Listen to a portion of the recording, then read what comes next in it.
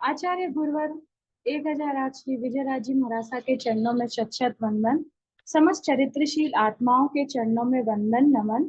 जो प्रार्थना हम डेली करते हैं अहोभाव के साथ हम सभी करेंगे। सभी से निवेदन है कि वो प्रार्थना जल्द से जल्द याद रखने का भाव रखें।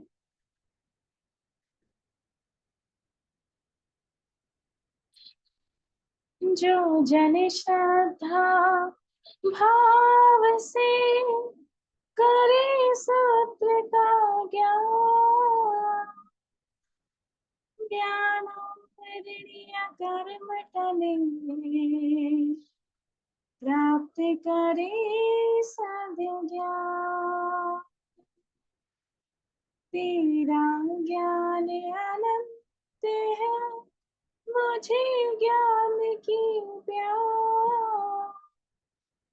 केवल ज्ञानी मैं बनूं यही है अंतिम आस। केवल दर्शी मैं बनूं यही है अंतिम आस। इन्हीं शुभ भावों के साथ आप सभी को मेरा सादर जय जिनेन्द्र। देव गुरु धर्म की कृपा से जो भी सीखा है जाना है आप सब तक पहुंचाने का प्रयास कर रही हूँ। अभिनय आशातना के लिए तस्मच्छान्दुक्रम। हमारे आज के स्पेशल गेस्ट अपीयरेंस में हेमंत अंकल रिक्वेस्ट करूंगी कि आप प्लीज चेक करें।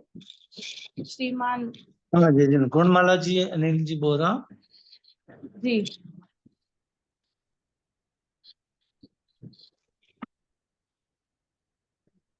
गुणमाला जी बोरा। श्रीमती गुणमाला जी बोहरा, आपका बहुत बहुत स्वागत है। आप हमारे साथ अंताक्षरी प्रतियोगिता में भी जुड़े थे, बहुत अच्छा सहयोग रहा और आप सामाजिक कार्यों में भी हमेशा हमारे साथ रहती हैं और बहुत अच्छे से आप हर चीज को बहुत सुंदर और सरल तरीके से प्रायोजित करती हैं। बहुत बहुत स्वागत, अभिनंदन आपका। आप भी बच्चों को 2 शब्द कहिए, हम क्लास शुरू करते हैं। जी, श्रीमती गुणमाला जी बोहरा। को सबसे पहले तो आपकी पूरी प्रज्ञा जागरण की और पूरी टीम की आपने सारे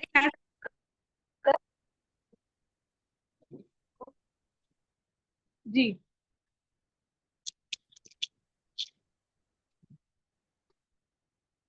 हेलो, मेरी आवाज आ रही है? आवाज आ रही है ना? हेलो, जी आ रही है। हाँ, सभी को सादर जय जिनेन्द्र।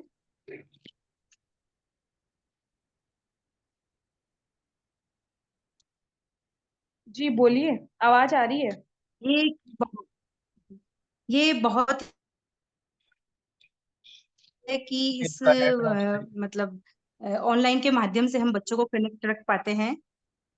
तो मैं ज्यादा टाइम ही लूंगी। सबसे पहले तो सबको बहुत बहुत धन्यवाद कि ऐसा प्रोग्राम ऑर्गेनाइज करा और हमें भी ऐसा सीख मिलती है आगे से आगे नए प्रोग्राम करने की। तो हेमंत जी, कोठारी और दर्शना जी और आपकी पूरी टीम को बहुत बहुत धन्यवाद। बच्चों को मैं एक स्टोरी से शुरुआत करती हूँ। छोटी सी स्टोरी है तो मैं सुनाना चाहूंगी। तो बच्चे सब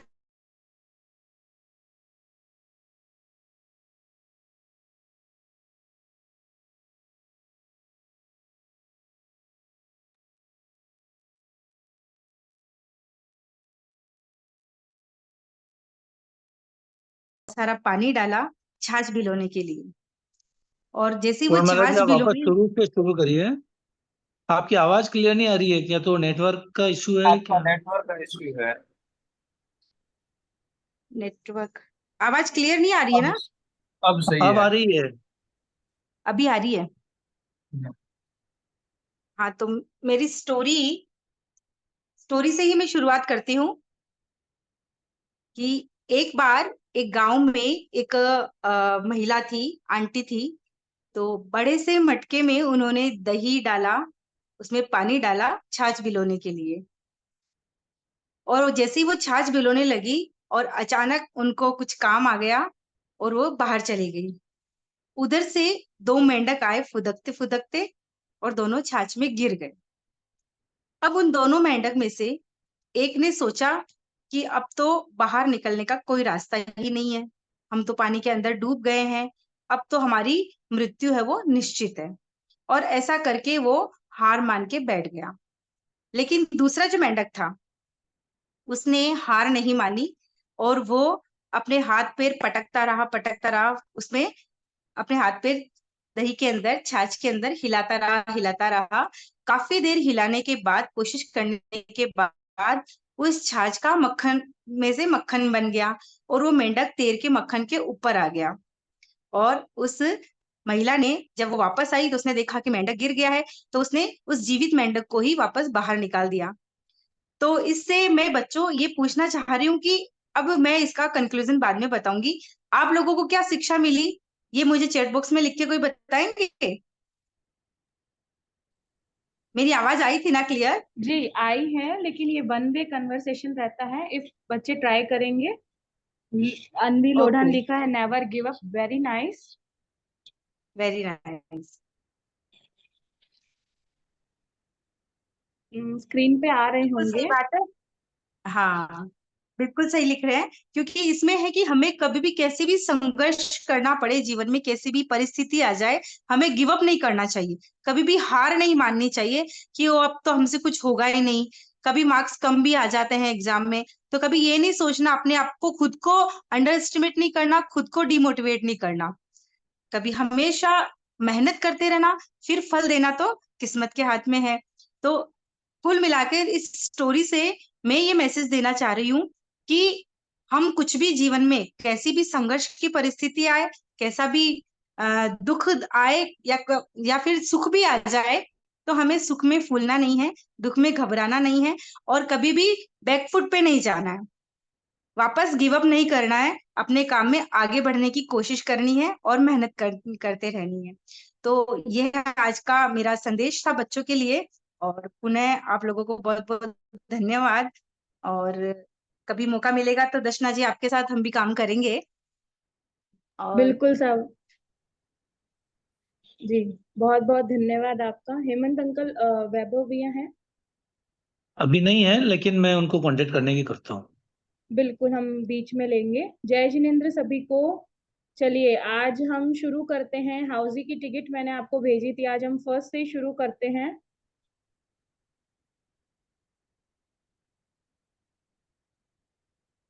स्क्रीन में मैं आपको एक फोटो दिखा रही हूँ, उस फोटो को आपने वैसी टिकट बना ली या नहीं, या मैं एक मौका और देती हूँ, आप वैसी टिकट बनाइए जैसी मैंने ग्रुप में भेजी थी। ठीक है, तब तक हम नेक्स्ट टॉपिक लेके हम शुरू करते हैं आज का विषय।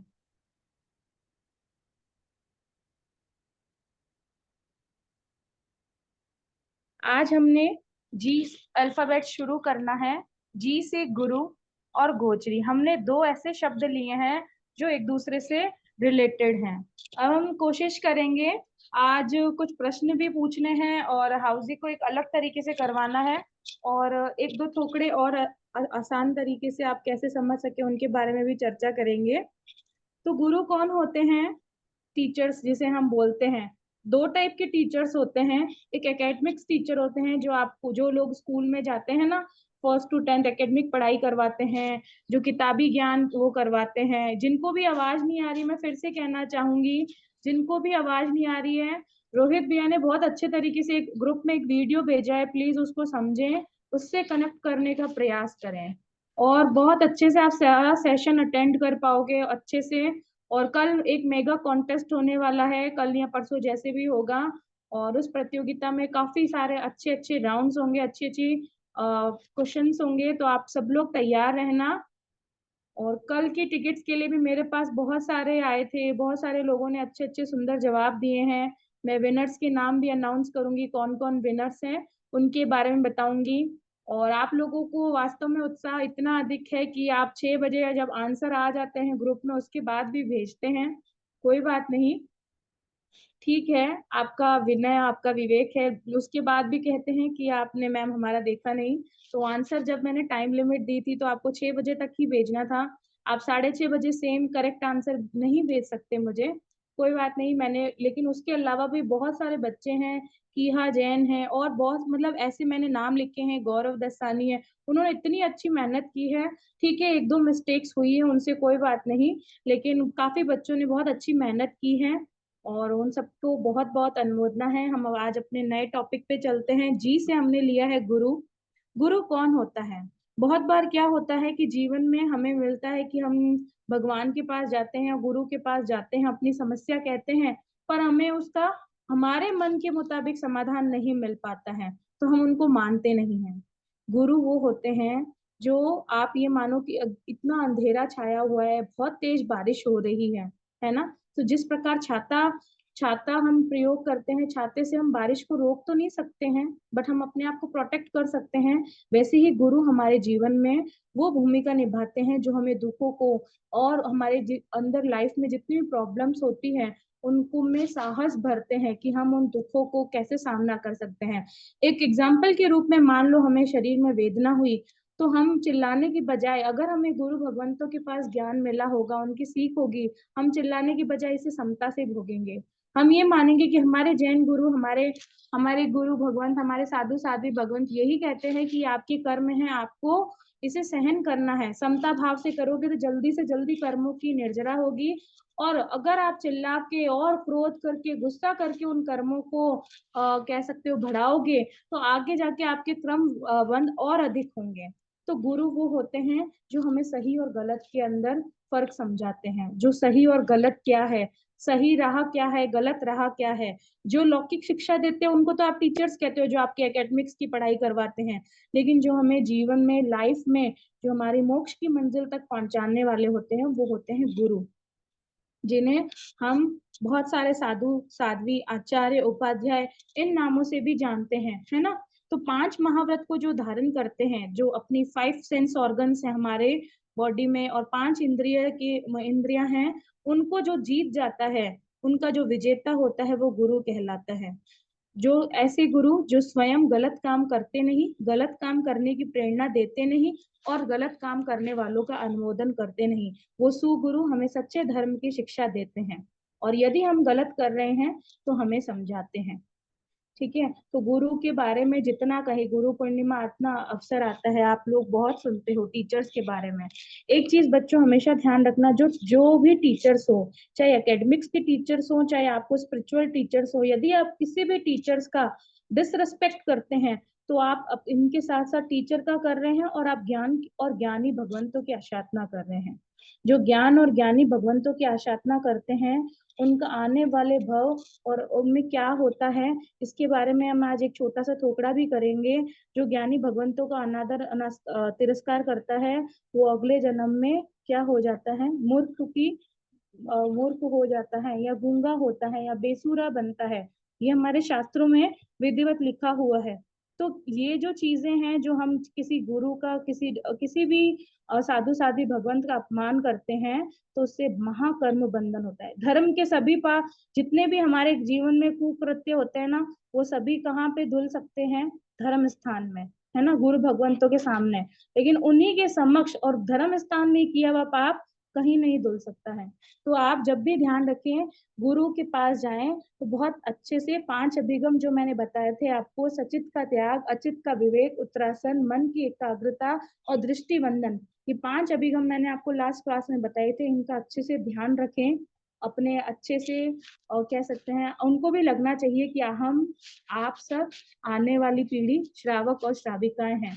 जो 4 स्तंभ बताए हैं मैंने, किसी भी जिन शासन में तीर्थंकर भगवान होते हैं, वो 4 तीर्थों की स्थापना करते हैं, साधु साध्वी श्रावक श्राविका।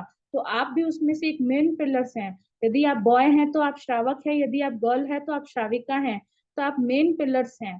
तो हमें ही जिन शासन को आगे बढ़ाना है, आप सब नन्हे नन्हे बच्चे ही जिन शासन को आगे बढ़ाएंगे। तो यदि आप खुद संस्कारित होंगे, तो आप आगे आने वाले बच्चों को, आने वाले जनरेशन को संस्कारित कर पाएंगे। तो ये ध्यान रखना, सुदेव, सुगुरु, सुधर्म की कभी भी आशाधना नहीं करना, उनकी आशाधना से हमेशा बचना।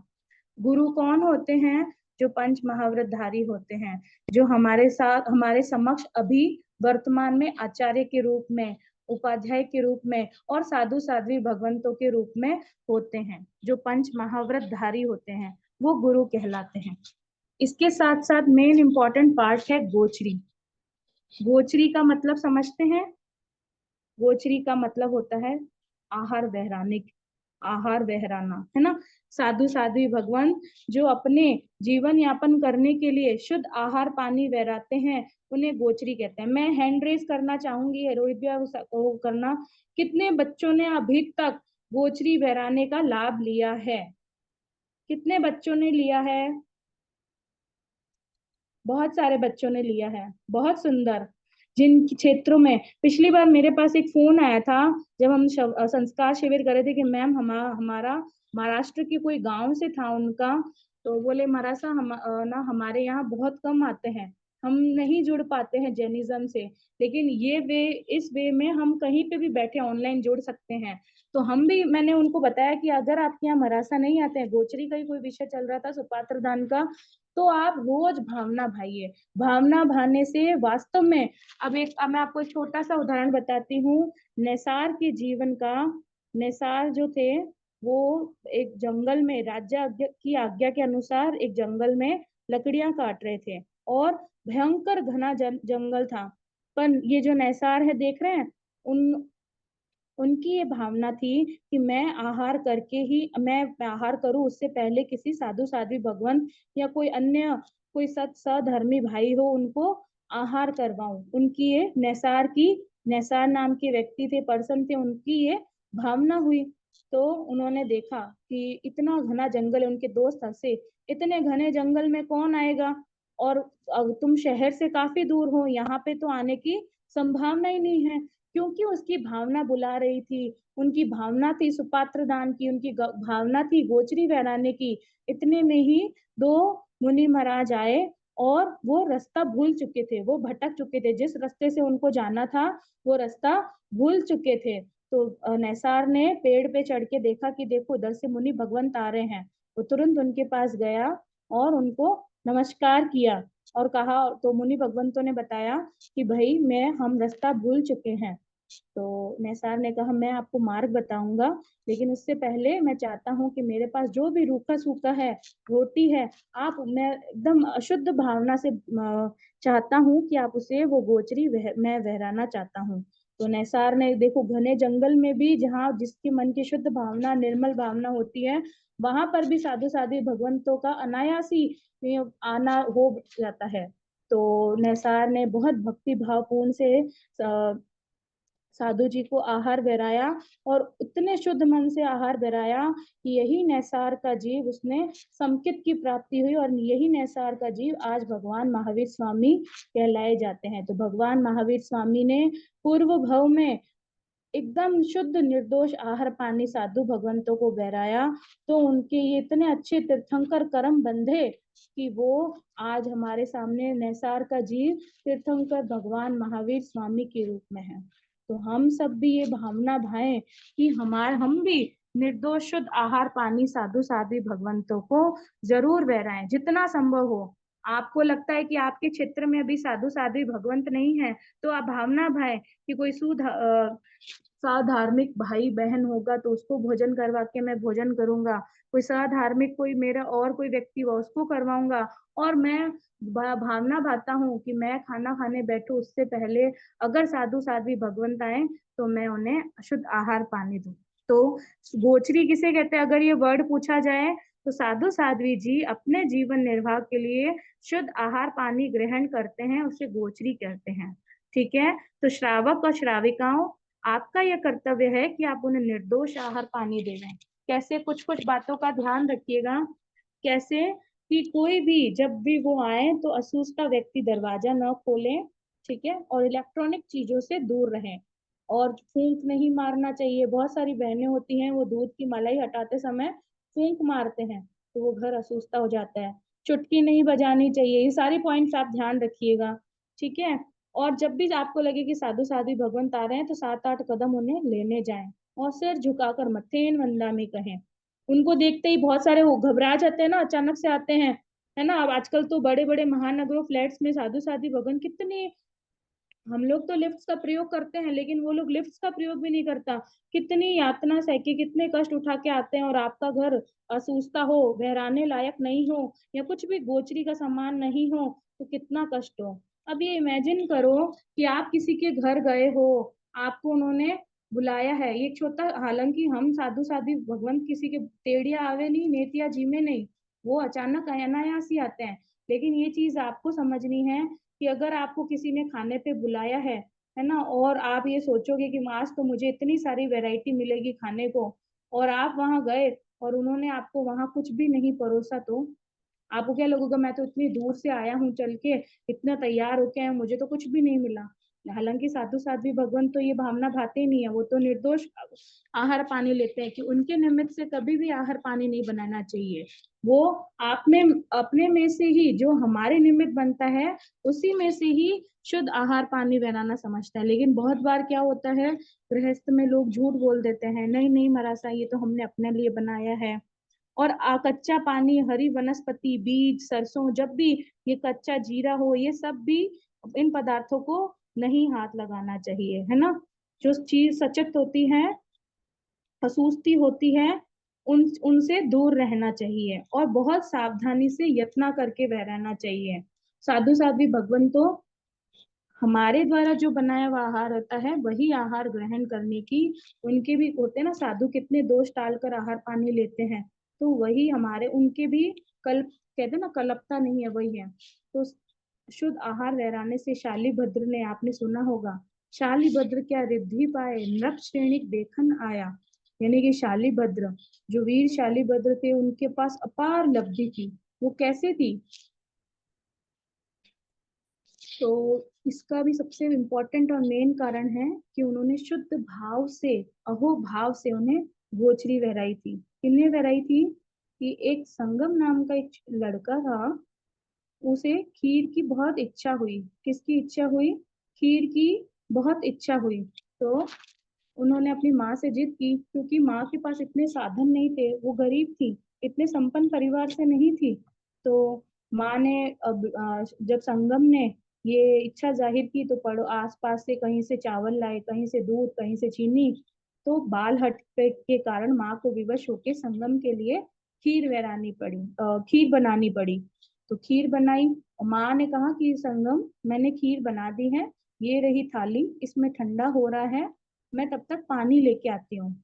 इतने में ही संगम देव ने देखा कि एक तपस्वी मुनि, जिनकी मांस खमन की तपस्या थी, वो आ रहे हैं।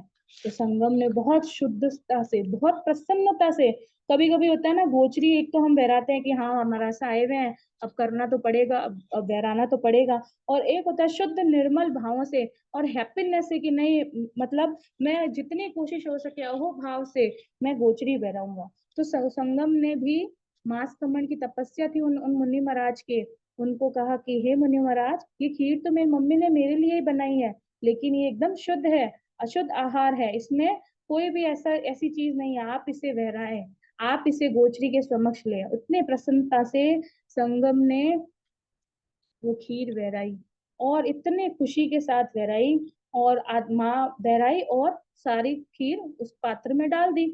जैसे ही माँ लौट के वापस आई, माँ ने देखा कि बेटा थाली चाट रहा था, जो खीर का जो अंश कुछ रह गया था, वो चाट रहा था।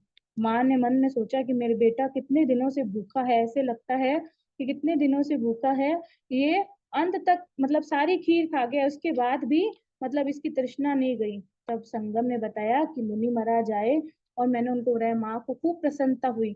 तो संगम ने इतने अहोभाव से खीर बहराई, इतनी लब्धि के निधान वो बने, इतनी लब्धि मिली पूर्व भव में, कि वो अगले जन्म में वो शालीभद्र बने। वो क्या बने, शालीभद्र। इतनी शालीभद्र के पास रिद्धि थी कि राजा जो श्रेणिक थे, जो स्वयं राजा थे, जब एक बार दरबार में सुना कि भाई, राजा सैनिक ने, कि एक ऐसा व्यक्ति है जिसके पास अपार रिद्धि, अपार मतलब धन संपदा है, तो वो स्वयं देखने आए, और राजा सैनिक आश्चर्यचकित रह गए।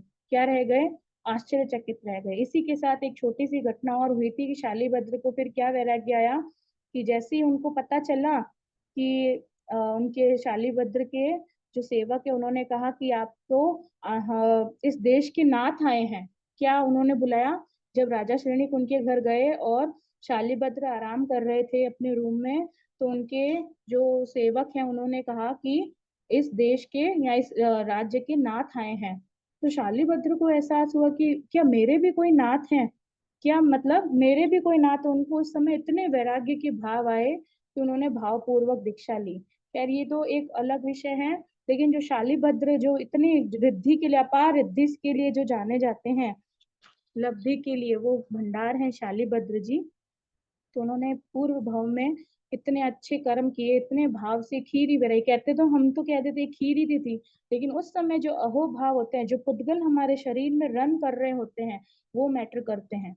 क्या कभी कभी क्या होती है, चीजें बहुत छोटी सी होती है, लेकिन एट प्रेजेंट हमारे मस्तिष्क में, हमारे मन में जो भाव होते हैं, उन भावों का ही सारी आदान प्रदान से ही हमारे जीव के अध्यवसाय होते हैं ना, जो हमारे विचार हैं वो चलते रहते हैं। तो भावों, जैन धर्म भावों का प्रधान धर्म है, भावों की बहुत ज्यादा कीमत है। ऐसे ही एक गोचरी का, ये तो आपने दो प्रसंग सुने, किसका, एक नैसार का, और जो आने वाले भाव में भगवान महावीर स्वामी तीर्थंकर बने, और शालिभद्र का।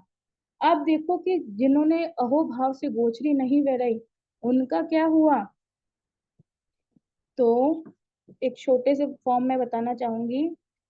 तो नागश्री थी, उन्होंने क्या किया, उन्होंने अपने परिवार के साथ एक फैमिली, जॉइंट फैमिली में जैसे आप लोग किट्टी पार्टीज या वो करते हो ना, तो एक दिन उनके घर पे भी खाने का प्रसंग था। उनके देवर, जेठ जेठानी, परिवार वाले सब आने वाले थे। तो एक दिन, हर महीने अलग अलग लोग, अलग अलग के घर खाना होता है संडे संडे। तो एक बार, मैं आपको आपकी भाषा में ये कहानी समझा रही हूँ, एक बार उनके घर पे भी खाने का प्रयोजन था। तो नागश्री ने तुम्बी की सब्जी बनाई। तुम्बी एक तरीके की वेजिटेबल एक सब्जी होती है। वो तुम्बी इतनी कड़वी थी, इतनी कड़वी थी, और नागश्री ने, जैसे हम खीरे की सब्जी बनाते हैं, ककड़ी की सब्जी बनाते हैं, चखते हैं ना कि उसमें मीठी है कि खारे है, मम्मी से पूछना, या जो लेडीज सुन रही उनको पता होगा, तो वैसे ही उन्होंने तुम्बी की सब्जी बनाई, और सब्जी बनाते समय चखना भूल गई, और तुम्बी की सब्जी बना के रख दी। लास्ट में जब उन्होंने सब तैयारी कर ली और सब मेहमान आने वाले थे, तो तुम्बी की सब्जी का हल्का सा टेस्ट किया, और पता चला इतनी इतनी ज्यादा कड़वी कि कोई उसे इतना सा भी खाए तो तुरंत हट, मतलब क्या हो जाए शरीर, उसके शरीर का पता ही नहीं, बहुत इतनी ज्यादा कड़वी होती है। तो अब नागश्री को लगा कि अब मैं ये कहीं पे भी डालूंगी तो सब लोगों के आने का टाइम है, मैं सब्जी दूं किसको, अगर डस्टबिन और में डालूंगी, अगर मेरे घर के अन्य सदस्यों ने देख लिया तो क्या सोचेंगे कि इसने तो वेस्ट कर दिया। इतने में ही मुनि महाराज आए, और नागश्री ने वो तुम्बी की सब्जी उनको बहरा दी, जबकि नागश्री को पता था कि जो साधु भगवंत एक बार जो पात्र में ले लेते हैं ना, उसको पूरा खत्म करना पड़ता है। उन उसको पूरा, मतलब उतना ही पात्र में लेते हैं जितना वो यूज कर पाए। तो नागश्री ने पूरी तुम्बी की सब्जी बना दी। मुनि भगवंत थे, जो अपने जो गुरु थे, उनके जो सबसे बड़े आचार्य थे, उनके पास गए और बताया। जो साधु साध्वी होते हैं ना, जो आप हम सबके घर में जो भी कहते हैं कि गोचरी बहराने आते हैं, वो सबसे पहले जो उनका हेड होते हैं ना, जो संघ के, जो उनके ग्रुप के प्रमुख होते हैं, जो गुरु होते हैं उनके, उनको दिखा के ही आहार लेते हैं। ठीक है, ये छोटी सी जानकारी के लिए कि उनको दिखा के सब साथ में करते ही, उनके इंगित, उनके इशारे से ही आहार करते हैं। तो जो भी गोचरी लाते हैं, शिष्य उनको गुरु को दिखाते हैं। तो वो शिष्य ने भी गुरु को दिखाया। तो उसको शिष्य ने दिखाया, और जैसे ही साधु भगवंत ने मुंह में लिया, उनको पता चला कि ये तो बहुत कड़वी है। क्या है, ये तो बहुत कड़वी है, मैं तो, मतलब इसको जो खाएगा वो तुरंत ही वो खत्म हो जाएगा। तो लेकिन जैसे ही उन साधु भगवंत ने वो एक को और मुंह में लिया, तो थोड़ा सा दाना क्या है नीचे गिर गया था, और देखा कि उस दाने के आसपास जितने भी चींटियां उसको खा रही थी, वो मर रही थी।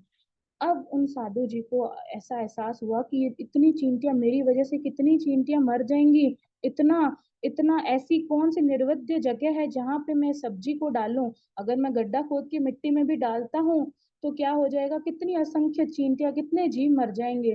तो इस तुम्बी की सब्जी को, इतनी जो कड़वी है, उसको कौन कर, उसका निर्वध्य स्थान कौन सा है। तो उन्होंने सोचा कि अब मुझे तो और कोई समझ नहीं आया। उन्होंने जीव दया के भाव से वो सारी सब्जी अपने, अब खुद खा ली, अपने पेट में डाल ली। और ऐसी दशा हुई कि उनका काल धर्म हो गया। जब ये बात सब जगह फैली, धीरे धीरे फैली कि ऐसे सब्जी खाने से हुआ और सब्जी का पता चला, तो नागश्री को बहुत लोगों ने धिक्कारा, बहुत लोगों ने धिक्कारा। कुछ जो के तत्व हैं वो ये बताते हैं कि ये नागश्री जो ये इस भव में थी वो द्रौपदी का रूप थी। कई कई किताबों में ऐसा सुनने में आता है। तो ये देखिए आप इन शॉर्ट में कि एक तरीके से जो निर्दोष आहार पानी कराते हैं वो तो कहाँ तीर्थंकर भगवान बन गए, और जो जान पूछकर गलत आहार कराते हैं उनकी क्या दुर्दशा हुई। तो ये चीजें सोचने के लायक है। हमें भी गोचरी करने, खाना खाने से पहले बैठो ना, तो ये हमेशा प्रार्थना करना कि हे भगवान, आज कोई भी भूखा न रहे, सबको सात्विक आहार मिले। क्या मिले? सबको सात्विक आहार मिले। और हे प्रभु, मैं ऐसी खाना खाने से 10 मिनट पहले दरवाजे के पास अगर आपके समक्ष में अभी चातुर्मास होने वाला है, तो चातुर्मास में साधु साध्वी भगवंत हर क्षेत्र में प्राय प्राय होते हैं। तो ये भावना भाना कि साधु साध्वी भगवंत को आप विनय से कहने जाए, साधु साध्वी भगवंतों को, हे गुरु महाराज आप मेरे घर भी अवसर देखना। और जब वो आए, ये नहीं कि आप मोबाइल में लगे रहें, आप टीवी में लगे रहे, मम्मी आप फेरा देना, क्यों? कितने अहो भाव से आपको ऐसा मौका मिला है कि आपके साथ जो नॉन जैन फ्रेंड्स है उनको ये सौभाग्य मिलता है। बहुत रेयर, बहुत रेयर मिलेगा। जितना सौभाग्य, जितना पुण्य इस चीज में आपको जैन धर्म में उत्पन्न होने से सुपात्र दान का लाभ मिल सकता है, उतना अन्य धर्म या अन्य कहीं किसी व्यक्ति को नहीं है। तो आप ये सोचिए कि मैं कितना ब्लेस्ड हूँ कि मुझे ये मौका मिला है साधु साध्वी भगवंत को निर्दोष। हम अपने थोड़े से आलस्य के कारण ये नहीं सोचे। कई बार बहनों के या मन में या बहुत सारे लोगों के मन में आ जाती है कि अभी तो हम तो खाना खाते नहीं है। कोई बात नहीं, आप रात्रि भोजन का नियम ले लीजिए, कुछ दिन ले लीजिए, जिस जिस समय आपको संभव लगे कि नहीं मैं अब कर सकती हूँ, तो आप अपने लिए बनाइए और उनके लिए भावना भाइये कि वो आए तो मैं उन्हें निर्दोष आहार पानी दूं।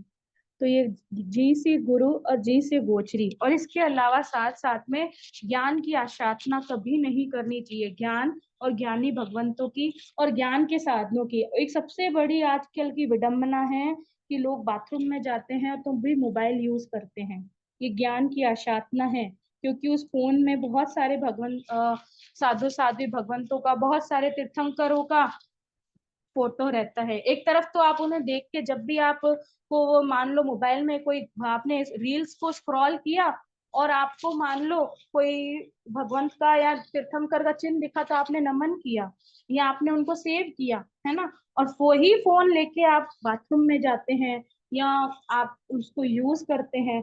बहुत सारे लोग होते हैं वो न्यूज पेपर को लेके जाते हैं। ये ज्ञान और ज्ञान के साधनों की आशाधना है। समझ आया?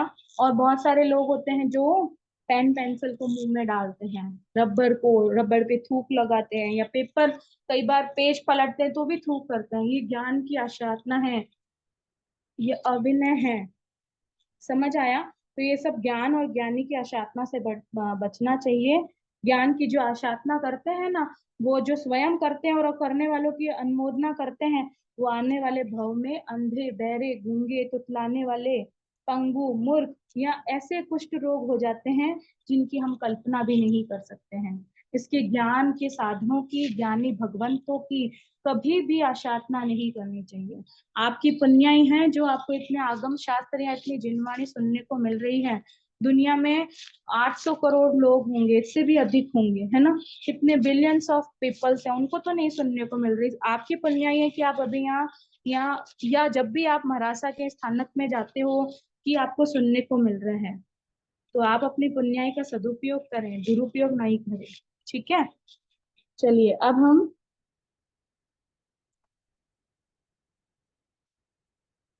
एक प्रश्न की ओर चलते हैं। स्क्रीन पे दिख रहा है? ये हाँ सर। एक बार आप सब देख लीजिए।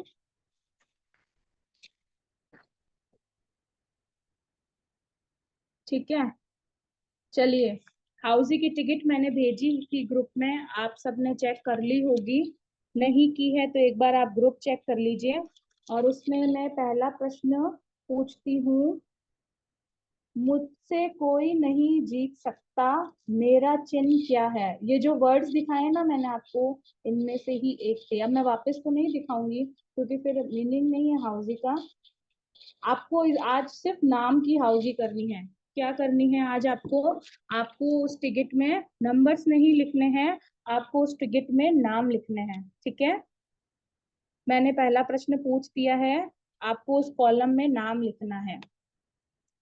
मैं नहीं तो विकास नहीं, मैं नहीं तो विकास नहीं, टिड्डा हूं मैं, इल्ली हूं मैं, टिड्डा हूं मैं, इल्ली हूं मैं। किसी के पास वो टिकट है और वो देख रहे हैं तो बताएंगे आज मैं कितने प्रश्न पूछूंगी, ताकि सभी अवेयर रहें।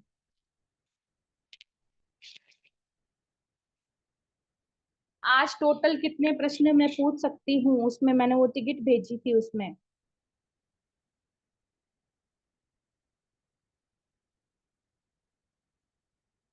ये है वो टिकट। बिल्कुल मुस्कान पितलिया ने सही आंसर किया है, 15। ये है वो टिकट। जिसने नहीं बनाई है वो ड्रॉ कर ले हुए, उनको मैं 1 मिनट का मौका दे रही हूँ। और इसमें से मैंने कितने प्रश्न पूछे हैं वो संख्या भी नहीं बता सकती मैं। और जो आंसर थे वो मैंने शीट थोड़े समय के लिए दिखाई थी, कुछ सेकंड कुछ पल के लिए।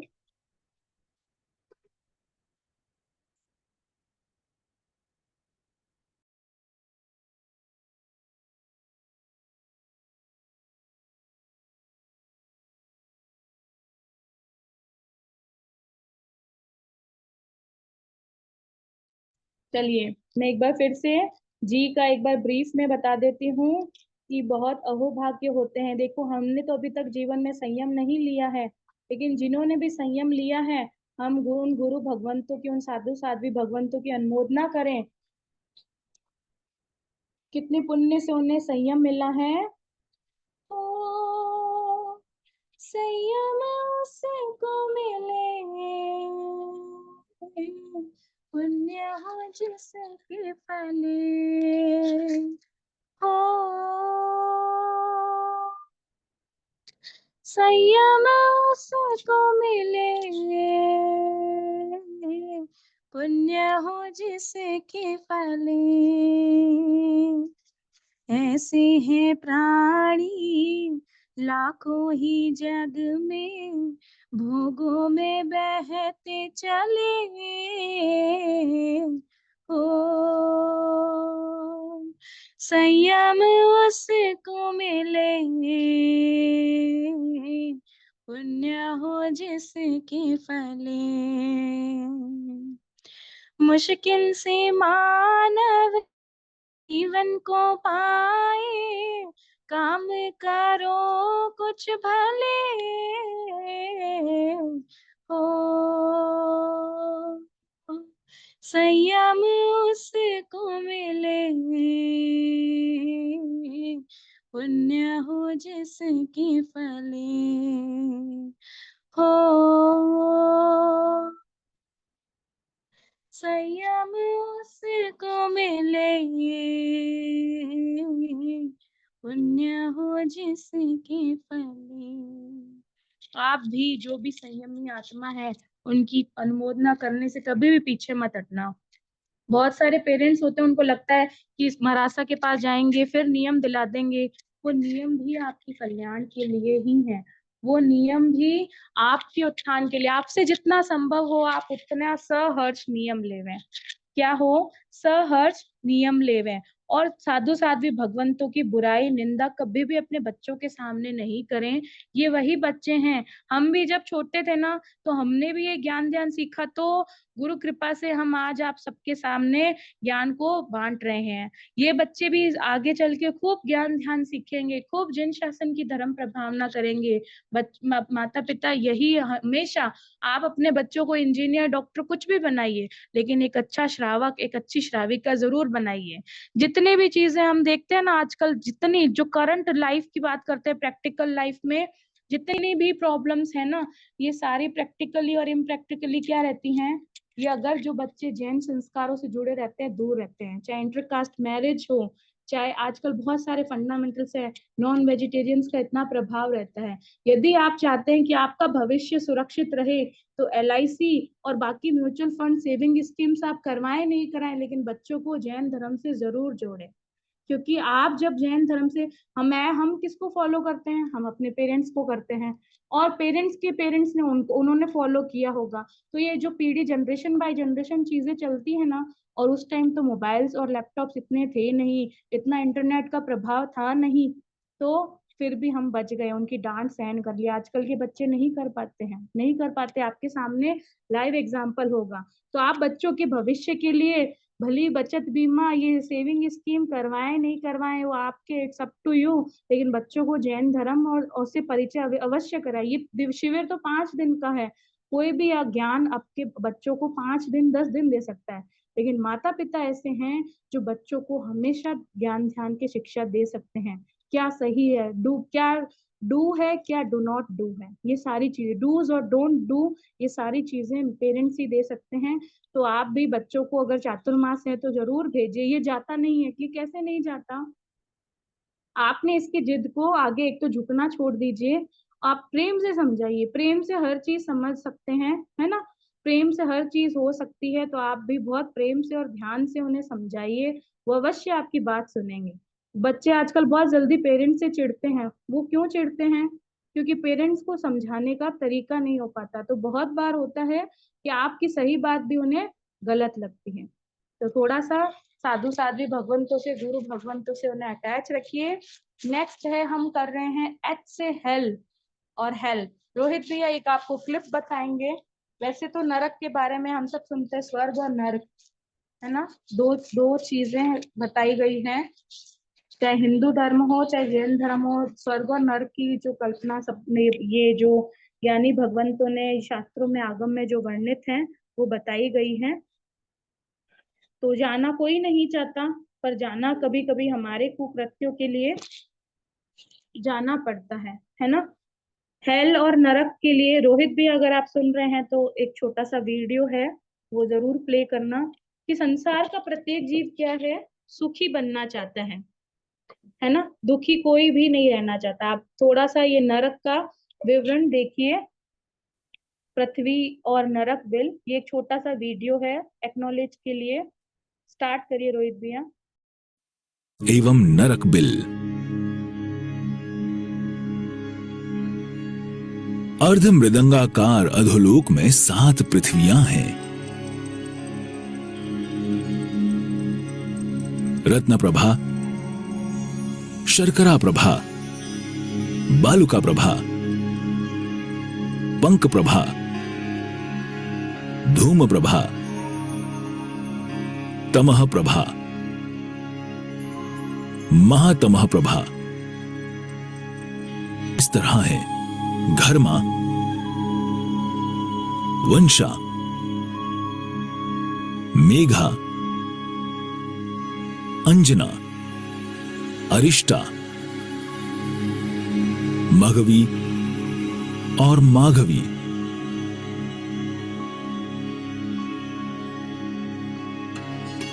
ये सभी पृथ्वियां लोक के अंत तक फैली हैं, अर्थात इन पृथ्वियों की लंबाई चौड़ाई लोक के समान है।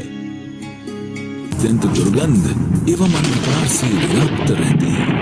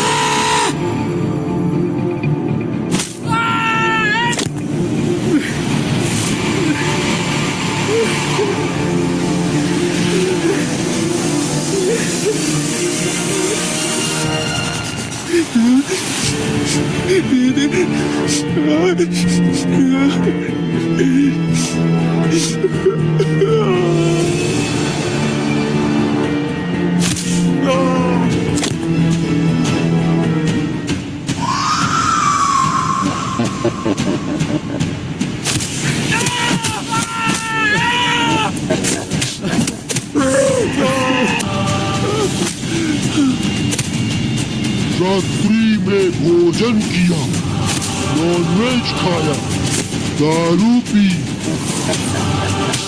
अनेक जीवों की हिंसा की, अब भोग अपने पाप कर्मों का फल।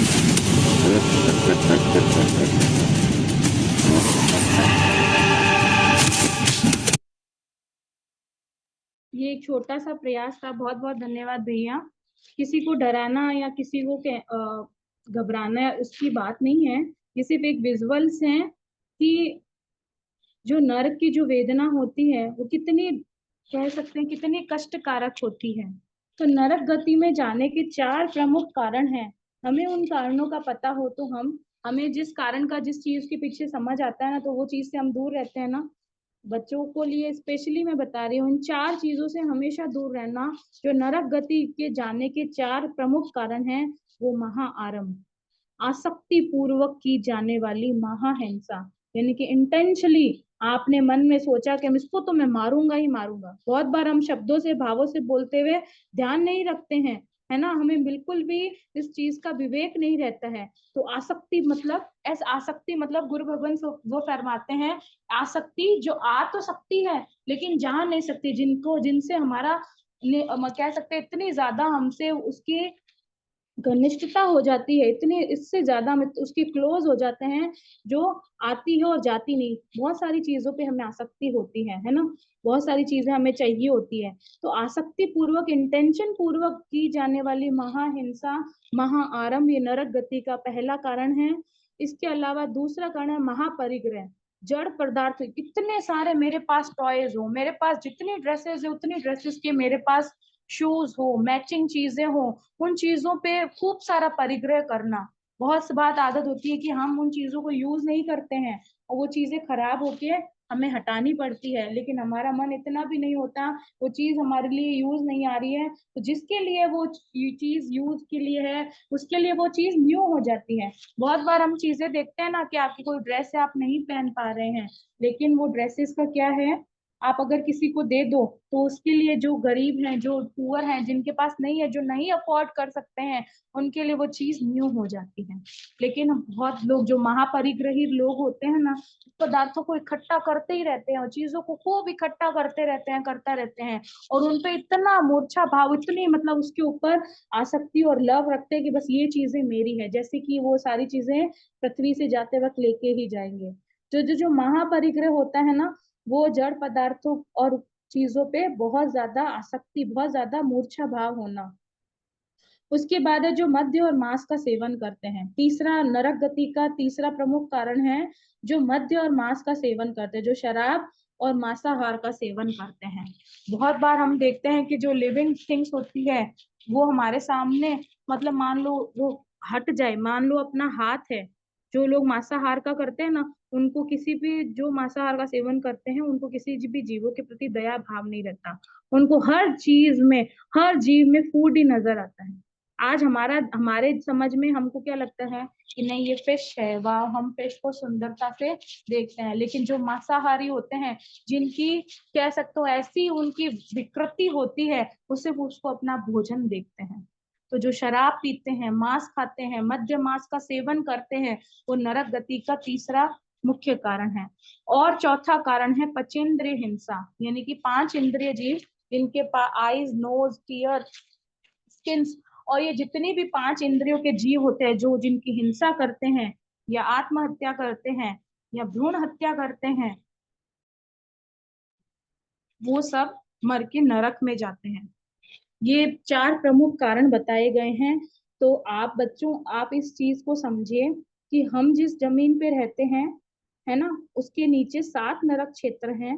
जैसे एक इस देश में, जैसे भारत है, भारत में कई देश हैं, कई प्रदेश हैं, प्रदेश के अंदर बहुत सारे शहर हैं, शहर के अंदर गांव हैं, वैसे ही एक नारकी में लाखों का नरकवास है। लाखों उसमें मतलब कुंभियां, छोटे छोटे नरक के जो बोलते ना, होल्स बना रखे हैं, छोटे छोटे घर हैं। तो आप ये ध्यान रखिए कि आपने देखा इस वीडियो में कि नरक में कितनी वेदनाएं हैं। कोई भी दुख सहन नहीं करना चाहता, कोई भी नरक के कष्ट सहन नहीं करना चाहता। तो अगर हम कहीं नरक के कष्ट सहन नहीं करना चाहते तो अपने जीव को धर्म, ध्यान, तप, त्याग, जीवों की रक्षा के लिए आप उसे जीवन यूज करिएगा। ये चीजें ध्यान रखिएगा। इसमें बताया गया है कि वेदना का मैं थोड़े थोड़े शब्दों में बता देती हूँ कि वो 500 योजन यानी कि इतना उसको अम्ब के रूप में उछालते हैं, छुरे से उसका टुकड़ा करते हैं। जो नरक के जो परमाधामी देव होते हैं, जो नरक के जो जीव होते हैं, वो असुर होते हैं, वो इस तरीके से यातना करते हैं। क्या आपने देखा होगा, कढ़ाई में तलते हैं, अंगों पांग का छेद करते हैं। अच्छा, अब जब ये जो फ्रूट्स में, वेजिटेबल्स में हम फोक से जान जान पूछ के कट कट करके खाते हैं ना, बहुत बार लोग होता है ये जो मतलब जीव में जो जैसे कोई भी एक फ्रूट है उसमें बार बार फोक डाल डाल के कट करते रहते हैं। तो सोचो उस चीज को फील करना। हम खाना खा रहे हैं, ठीक है, हमारा खाने के बिना जीवन नहीं चल सकता है। जीवन के लिए मतलब ये कोई कोई लोग होता है जीने के लिए खाना और खाने के लिए जीना, दो में बहुत डिफरेंस है। तो इस चीज को समझते हुए जितना जरूरी हो उतने ही वेजिटेबल्स और उनका त्याग करना। 14 नियम लिया करो रोज, 14 नियम अलग अलग। बच्चों को भी जरूर 14 नियम से परिचय करवाइए कि मेरा इतना वनस्पति, दुनिया में असंख्य वनस्पतियां हैं, असंख्य जमीकंद है। तो आप जो जो चीजें, जिन जिन चीजों का आप जमीकंद का, वनस्पतियों का त्याग करते हैं, उनको आप अभयदान देते जाते हैं। तो जितनी चीजें आप यूज करते हैं, और एक तो फ्रूट्स वेजिटेबल्स को फोक से और छेदन भेदन, ज्यादा जिस चीज में छेदन भेदन हो उनसे दूर रहिए। निवेदन है तो उन सब चीजों से आप दूर रहिए। तपे हुए शीशे में डालते हैं, है ना। कितनी सारी अभी आपने देखा कि किस किस तरीके से यातनाएं होती हैं। और छठे आरे का तो कितने दुखों की झलक है कि छठे आरे में तो कितने दुख ही दुख हैं।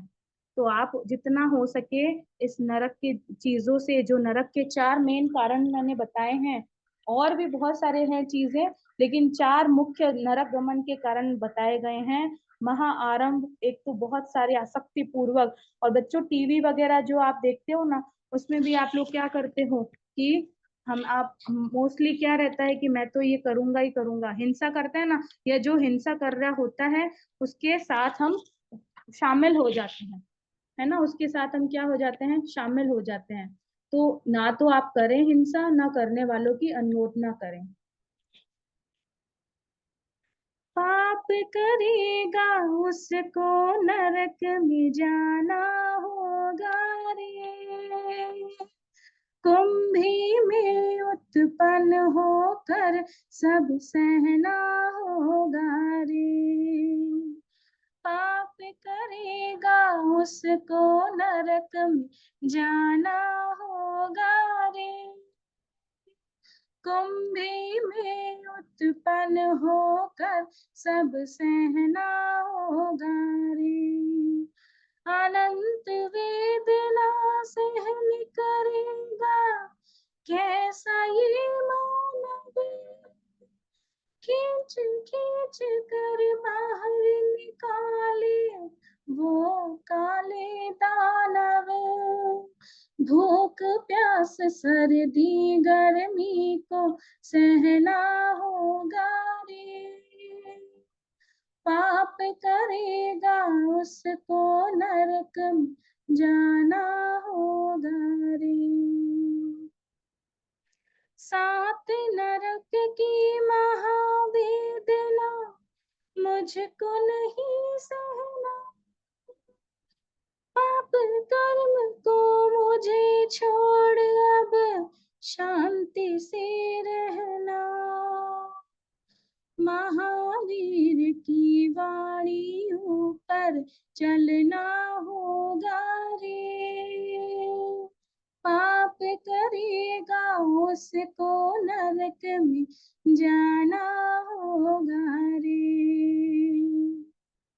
तो ध्यान रखिए, हम सभी आपके माध्यम से, हम सभी को, मुझे, हम सभी जितने भी लोग सुन रहे हैं, उन्हें फिर से जो चीजें पता है वो भी तुरंत क्या हो जाती है, कभी कभी हम चीजों को उलझनों में भूल जाते हैं, और रिपीटेशन करते रहना चाहिएगा इस चीज का कि हमें पाप करेगा उसको कहाँ जाना होगा रे, नरक में जाना होगा रे। इसके अलावा हमने एक वर्ड लिया था हेल्थ। क्या लिया था? हेल्थ। हेल्थ के बारे में भी हम चर्चा करेंगे। इससे पहले मैं आपको एक और रोहित भी एक बार सबके चैट बॉक्स ऑन कर देना।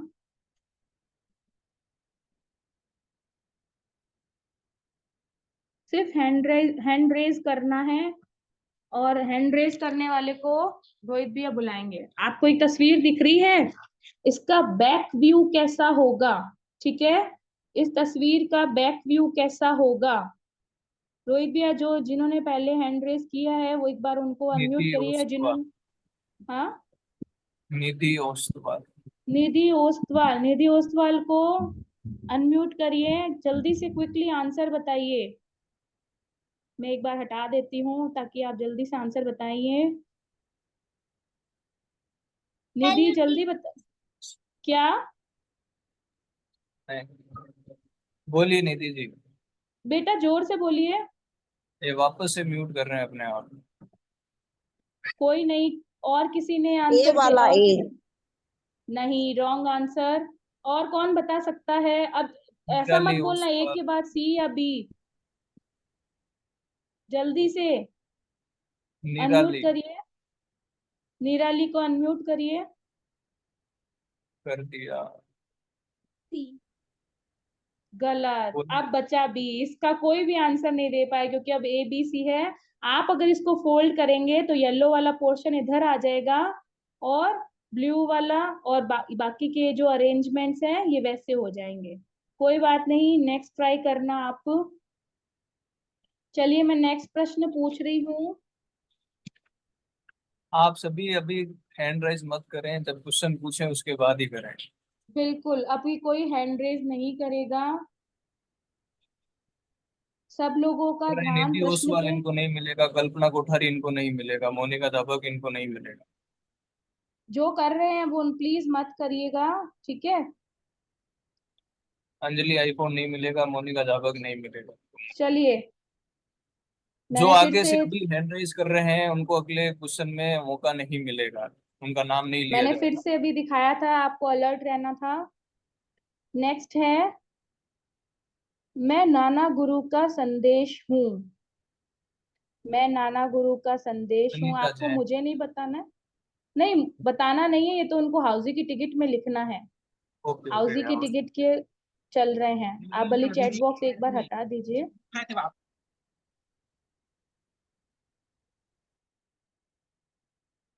इसके बाद है, मैं जू हूँ। आप भले तीसरा कोई भी आंसर लिखिए, मैंने तो जो जो बहुत सारे उसमें वर्ड्स दिखाए थे मैं उसी में से आंसर ऑप्ट करूंगी। और एक बहुत इंपॉर्टेंट बात बता देती हूँ मैं आपको, बहुत सारे लोग होते हैं जो मुझे आफ्टर टाइम भेजते हैं, मैं उनका एक्सेप्ट कर लेती हूँ बट मैं उनको विनर डिक्लेयर नहीं कर सकती, क्योंकि हमारे पास इतने इंटेलिजेंट लोग हैं जो थोड़ी ही देर में हमको आंसर क्विक कर लेते हैं। ये अच्छा प्रयास करते हैं जिनको। जी भैया बिल्कुल, हाउसी के मैं क्वेश्चंस कर रही हूँ, ठीक है? तो आपको ये थोड़ा सा ध्यान रखना है कि आप जल्दी भेजें। और कई बार होता है मैम आपने देखा नहीं, मैम सीन कर चुके होते हैं, हो सकता है आपको सीन में नहीं दिखे, ठीक है? तो नेक्स्ट क्वेश्चन है,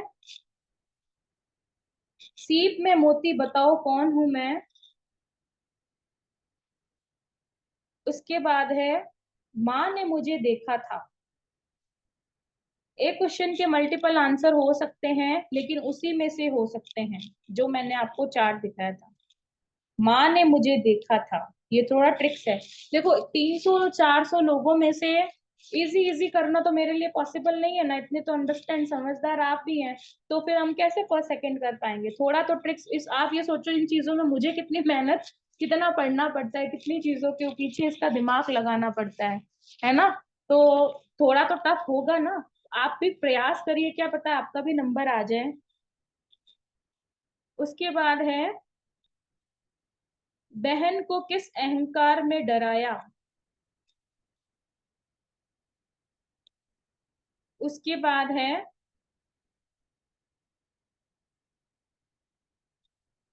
आप झूठ बोलते हैं। आंसर आपको समझना होगा।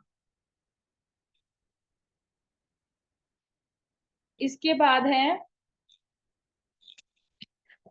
मैं 7 राजू में हूं। मैं 7 राजू में हूं।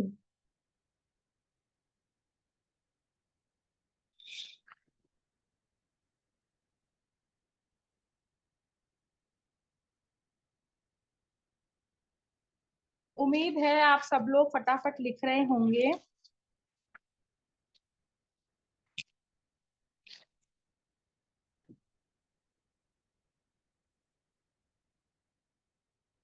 कोई बता सकता है कितने प्रश्न हुए हैं, किसी की हेल्प करने के लिए, ताकि वो भी अलर्ट रह जाएं।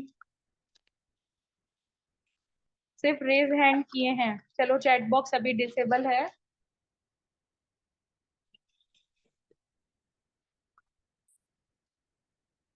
चलिए नेक्स्ट प्रश्न है, मुझे 5 महाव्रत धारण करते हैं।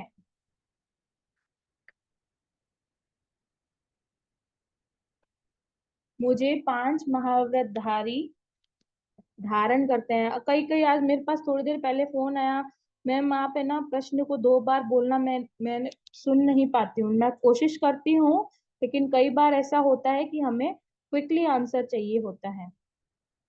ठीक है, आप लोगों के लिए एक बार फिर।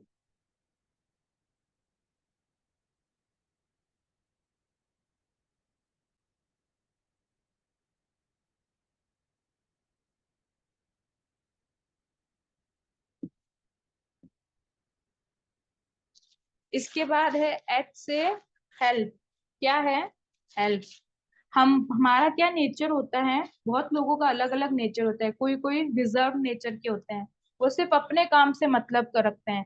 लेकिन जब वो स्वयं किसी की मुसीबत, जब स्वयं मुसीबत में फंसते हैं, तब उनको लगता है ये सामने वाला व्यक्ति हमारी हेल्प नहीं कर रहा है। तो पहले हम स्वयं से पूछें, क्या हम खुद हेल्प करते हैं? क्या हम दूसरों के लिए अवेलेबल होते हैं जब उन्हें हमारी जरूरत होती है? नहीं हो पाते। बहुत सारे लोग हैं जो बहुत बार होते हैं कि उन वो चाहते हैं, वो कर सकते हैं, लेकिन फिर भी वो हेल्प नहीं करते हैं। तो आप ये सोचिए कि आप अपने आप को उस परिस्थिति में खुद को एज्यूम करिए कि हेल्प अगर आपकी उस समय नहीं कोई करता, या आपको नीड हो, आपको की कोई हेल्प नहीं करे, तो क्या फर्क पड़ता है। और एक बात हमेशा ध्यान रखिए, हेल्प हमेशा डिजर्विंग और नॉन डिजर्विंग, यानी कि पात्रता और अपात्रता को देखते हुए करें कि कौन व्यक्ति वास्तव में की हेल्प की आदत पड़ना भी गलत है। बहुत सारे लोग होते हैं कि बार बार हेल्प की आदत पड़ जाती है, वो खुद से मेहनत नहीं करना चाहते हैं। वो व्यक्तियों का स्वभाव अलग होता है, उनको एक बार के लिए साइड में रख के, जो वास्तव में नीडी होते हैं उन्हें हमें हमेशा हेल्प करना चाहिए। ये एक नियम जितना भी जल्दी हो सके हमें इसको अपना लेना चाहिए। आपको पता है कि हमने अभी जी पे चर्चा की, और मैंने ये भी बताया कि बहुत सारे लोग होते हैं जो गुरु बहुत सारे बार यही तर्क देते हैं कि हम कहाँ जाएं, वो तो गुरु भगवंतों के पास जाते हैं, वो तो हमें नियम दिला देते हैं, है ना। हमें क्या कर देते हैं, नियम दिला देते हैं कि तुम ये करना वो करना। आपको पता है एक नियम से क्या हो सकता है, एक नियम से चीजों को कितना प्रभाव पड़ता है। एक छोटी सी कहानी के माध्यम से समझने का प्रयास करिएगा कि एक व्यक्ति था, वो क्या करता था, वो उसको क्या मरासा और के पास जाने में इतना इंटरेस्ट नहीं था कि वहां जाऊंगा वही हमारे जैसे ही लोग, जाऊंगा तो नियम दिला देंगे। तो उन्होंने कहा कि एक दोस्त ने उसको समझाया, कुछ अच्छे अच्छे श्रावक दोस्त भी होते हैं, उन्होंने समझाया कि तुम आज चलो मेरे साथ, वो तुम्हें नहीं दिलाएंगे। वो 1 दिन गया, 2 दिन गया, उसको अच्छा आने लग गया। ऐसे करते करते 5 दिन, 7 दिन, 10 दिन बीत गए। उसे अब सत्संग में या कह सकते हो प्रवचन में बहुत अच्छा, बहुत मजा आने लग गया। एक दिन उनको साधु भगवंत ने बुलाया अपने पास, उन्होंने वंदना की विधिवत और कहा कि मैं आपको ज्यादा कुछ नहीं कहता हूँ, आप क्या कर लो, एक नियम कर लो। क्या कर लो? एक नियम कर लो अपनी इच्छा से। तो कहा ये तो बहुत आसान है, एक नियम ही तो करना है, अपनी इच्छा से मैं कर लूंगा। तो बोले कि अभी बताओ क्या नियम किया। कि मेरे घर के सामने क्या है, कि एक पड़ोसी है, मेरे घर के सामने क्या है, एक पड़ोसी है, मैं उस जब तक उसका चेहरा नहीं देखूंगा तब तक मैं क्या करूंगा, भोजन नहीं करूंगा। क्या इतना सिंपल नियम था कि भाई उसको लगा कि पड़ोसी तो रोज घर में ही है, या सुबह उठते ही मुझे तो उसका चेहरा दिख जाता है, तो मैं उसका चेहरा देख लूंगा और फिर खाना खा लूंगा। बहुत जान पूछ के उसने स्मार्टनेस से एक इजी नियम लिया, पर उसने उस नियम को फॉलो किया। मन से उस नियम को फॉलो किया, तो उसने क्या किया, वो रोज सुबह उठता, उठते ही वो पड़ोसी दिख जाता, उसको क्या करता, अभिवादन भी करता, नमस्ते भी करता, या कभी नहीं करता दूर से देख लेता और भोजन करने लगता। एक दिन की बात थी, दोपहर की बात हो गई थी, उसको वो पड़ोसी दिखा नहीं, सुबह से शाम इधर उधर चक्कर लगा रहा था। उसकी पत्नी ने पूछा, क्या हुआ, आप भोजन क्यों नहीं कर रहे हो? कि क्या करूं, मुझे तो वो पड़ोसी का चेहरा देखकर खाने का नियम लिया था, लेकिन आज तो वो पड़ोसी दिख ही नहीं रहा है, क्या करूं समझ नहीं आ रहा है। एक काम करता हूँ, मैं उसको ढूंढने उसके खेत की तरफ जाता हूँ। तो वो व्यक्ति उसको, पड़ोसी को ढूंढते ढूंढते खेत की तरफ जाने लग गया। अब चूंकि एक नियम लिया था, कम से कम वो नियम तो निभाए, नियम का पक्का होना चाहिए, है ना। तो वो भी उसकी तरफ चला गया। उधर उस पड़ोसी क्या है, वो खेत में काम करता था, तो खेत जोतते समय उसे खूब सारा क्या हुआ, अचानक से धन निकल गया, खूब सारे गोल्ड कॉइन्स, एक पॉट में, एक सिल्वर पॉट में खूब सारे गोल्ड कॉइन्स निकल गए, खूब सारा धन मिला।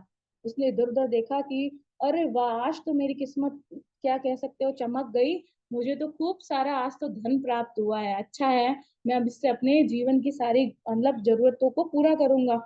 इतने में ही क्या है कि दूर से ही उस जो व्यक्ति था जिसने नियम लिया था, उसने उसको देख लिया और जोर जोर से चिल्लाने लग गया, देख लिया, देख लिया, देख लिया।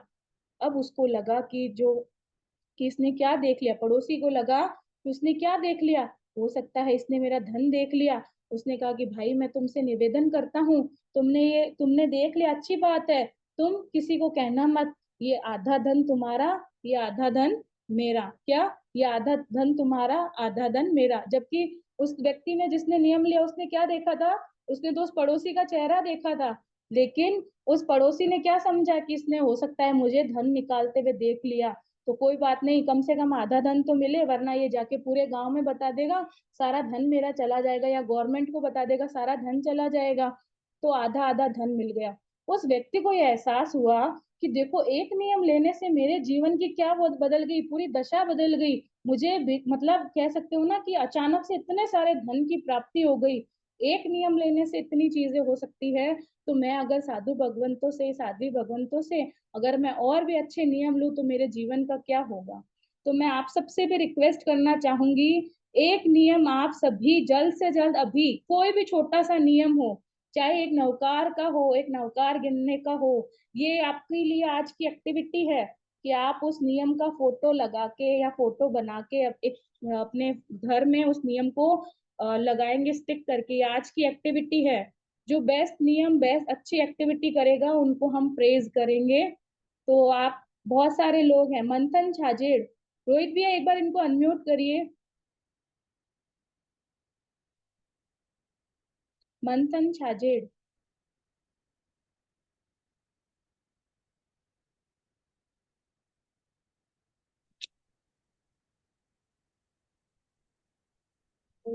जय जिनेंद्र। जय जिनेन्द्र, आपने सुनी कहानी? यस, क्या क्या समझा आपने कहानी से? हमने ये समझा कि अपन ने से भोजन करने से पहले अपन को भावना बनानी चाहिए। बहुत सुंदर। आपने नियम की कहानी सुनी अभी? कौन सी? एक नियम लेने से, अभी जो मैंने लास्ट कही, यस मैम। तो आपने सोचा कि आप कोई छोटा सा नियम लोगे? Yes ma'am. क्या नियम है आपका? सबसे पहले आपसे ही अच्छी शुरुआत करते हैं, क्या नियम ले रहे हो? एक कोई भी छोटा, अपने पसंद से, मैं नहीं दिला रही हूँ ना, मैं कोई साधु साध्वी गुरु नहीं भगवंत हूँ कि मुझे नियम दिला रही हूँ या मैं पचकान करवा रही हूँ। कोई भी एक नियम जो आप लाइफ लॉन्ग करोगे, उसको अपनी इच्छा से लेना। स्व इच्छा से लिया हुआ नियम फलता है। मैं ये पचकान चाहता हूँ कि मैं इस बार चातुर्मास में 4 महीने नवकारसी करूंगा। बहुत सुंदर, बहुत सुंदर। देखो, एक छोटा सा नियम लिया है, लेकिन एक नवकारसी से कितने वर्षों का, कह सकते हो, बुरे कर्म नष्ट होते हैं। लेकिन आपने 4 महीने का लिया, बहुत बहुत अनुमोदना मंथन, बहुत सुंदर। चलिए, और किसी ने कोई नियम लेने का बनाया है तो रोहित भैया उनसे हमारी परीक्षा बात सुना। करवाइए। जी, परीक्षा कौन, सुना। कोई? प्रेक्षा, अपने आप को अनम्यूट करिए प्रेक्षा। मैम, जय जिनेन्द्र बेटा, क्या नियम जय लेने जी। का सोच, जबरदस्ती नहीं है, समझ आए कहानी? आप अगर उसको इम्प्लीमेंट करो तो है। क्या समझ आया बेटा आपको प्रतीक्षा? हमें एक नियम लेना चाहिए, हमें एक वो करना चाहिए, हमें एक जिंदगी में कोई ना कोई नियम लेना चाहिए। आपने सोचा है कोई नियम का? साल में एक बार पास। एक बार पास करोगे, वो तो आप वैसे ही करते हो। कोई नया नियम लो छोटा सा, जो आपकी रोज दिनचर्या में शामिल हो, वो नियम। उस व्यक्ति ने भी क्या किया, डेली रूटीन में कोई एक नियम शामिल था। कोशिश करना। रोज और बताइए करना, क्या बेटा? रोज बड़ों को प्रणाम करना। प्रणाम करना, बहुत सुंदर। बहुत सारी ब्लेसिंग्स आप इकट्ठा कर लेंगे। अभी अभी जिनका पहले से नियम है उनका उनका नहीं कह रही हूँ। और ईमानदारी से आप हैंड रेस कर रहे हो, ईमानदारी से परिचय देना। जिनका कोई पहले से नियम है वो नहीं है, इस क्लास का कुछ गिफ्ट तो हमको भी मिलना चाहिए ना, है ना? जो भी ऑर्गेनाइजर हैं, जो भी आपके लिए इतनी मेहनत करे, उनको भी तो मिलना चाहिए। पूरी प्रज्ञा जागरण टीम के लिए। चलिए रोहित भैया, कोई और आंटी छोटा कोई को किट दिख, हाँ, कोई किट के हेलो। रूप में आप। जी, जय जिनेन्द्र जय जिनेन्द्र। जी। मैंने अभी नियम लिया कि मैं रोज डेली 27 टाइम्स वंदना करूंगी। बहुत सुंदर, बहुत सुंदर, बहुत बहुत अनुमोदना। आपके क्या, तो ये जितने भी नियम है इनकी, कह सकते हैं इसका कोई प्राइस गिफ्ट नहीं है। आपकी जितनी अनुमोदना करे उतनी है, कम है। तो आपके लिए सबसे हमारे लिए गिफ्ट हो जाएगा कि आपने बहुत सुंदर नियम लिए हैं। बहुत बहुत अनुमोदना आपकी।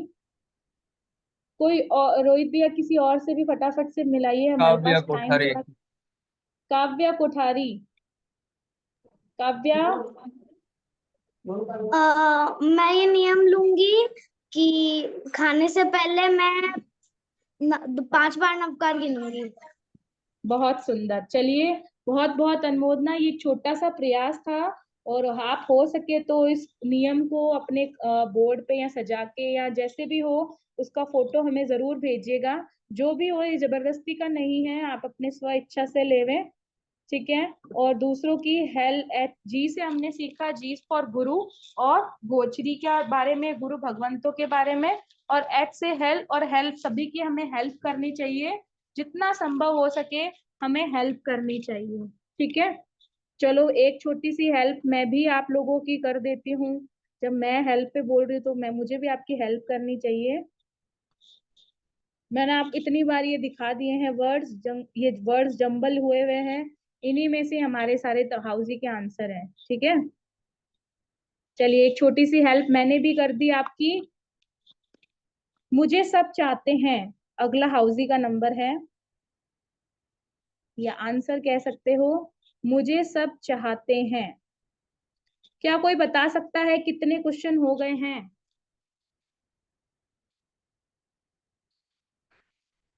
टीना। बताइए कितने क्वेश्चन हो गए हैं टीना? 12। और करेक्ट कौन बताएगा?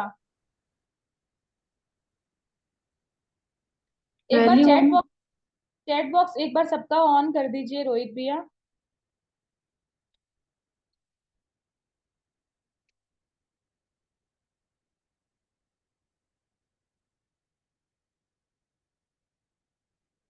मैं फिर से क्वेश्चन सारे रिपीट कर देती हूँ आप सबके लिए। चलिए, इतनी सी हेल्प एक और कर देती हूँ।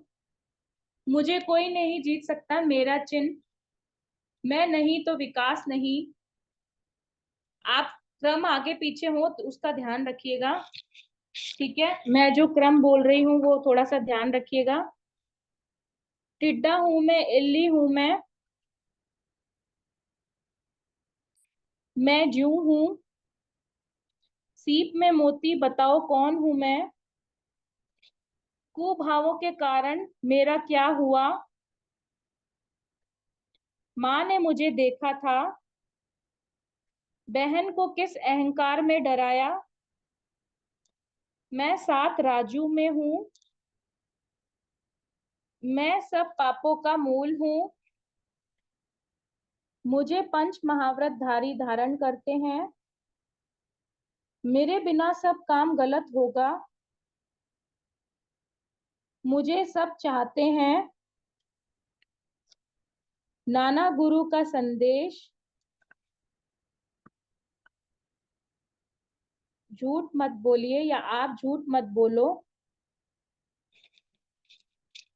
ठीक है, ये टोटल मैंने 15 पूछे हैं।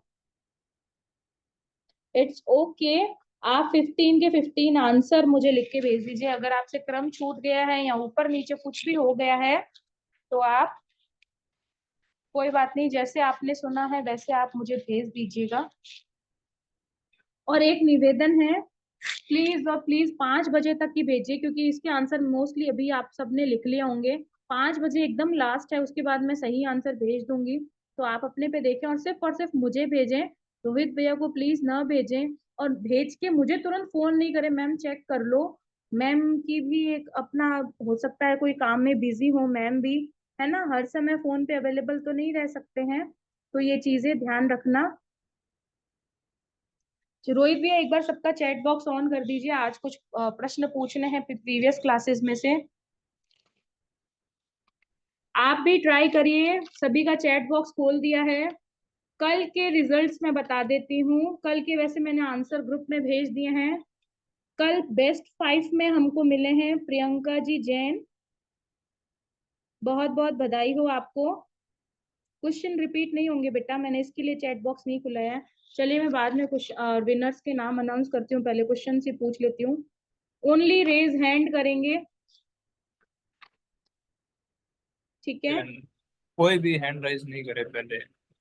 अच्छा, पहले कोई भी नहीं करे। रोहित भैया जो कह रहे हैं प्लीज सुन लीजिए, मैं क्वेश्चन रिपीट नहीं कर सकती आज के, माफी चाहूंगी बहुत बहुत आपसे, क्योंकि ये तंबोला था, ठीक है।